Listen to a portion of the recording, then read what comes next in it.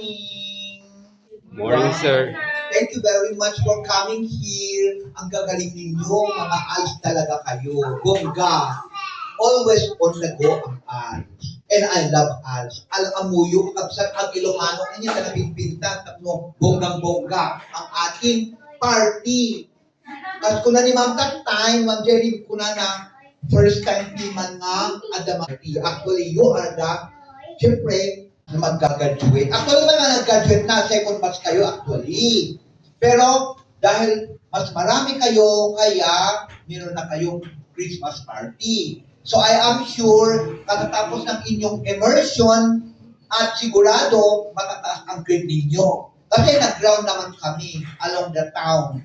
Napanak pwede adam, o bongga. Nakalabad ko ha. Dapat kumakas kayo anyway, yes, because respect naman dito sa, kunwari lang ito ay bonggang-bonggang floor, di ba? Feeling ko ito kasi, carpet, yellow carpet. So, tinanggal ko talagang aking sleeper tulad ninyo. So, alam ninyo mga kaibigan, mga ALS, learners, ito, 5. Anong ibig sabihin ng 5? We love you very much. 5. Kaya kayo nandito ngayon magkakaroon ng Christmas party.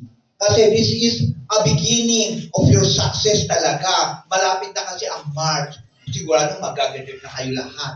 Kasi according to our monitoring, bongga naman ang inyong performance. So, it is a gift actually. Yung mga gift na ito, secondary lang ito. Ang pinaka-importante na gift ninyo ay ang iyong love. Love sa inyong studies.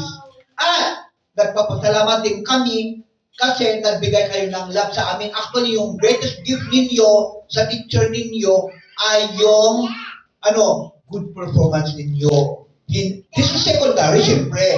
Kailangan din ito kasi kasama ito sa experience of Christmas, di ba? Pero hindi talaga itong importante ha, sabihin ko na. Yung pagmamahal ninyo sa inyong studies, pagmamahal ninyo sa teacher ninyo, at pagmamahal ninyo sa kapwa ninyong mag-aaral. Yan ang pinaka-importante sa lahat ng pinaka. Di ba? The greatest gift of all is your love. Para magkaroon tayo ng peace. At, syempre, harmony with each other. So, thank you very much. Let us enjoy this activity. Proud na proud ako sa inyong ALS because huwag niyong sasabihin na porke ALS kayo, wala kayong kinabukasan. Marami ang naghihintay na trabaho sa inyo in the future. Basta ang importante, ipapatiyo at malpasyuti, studies yun, sigurado yan. Maganda ang inyong buhay.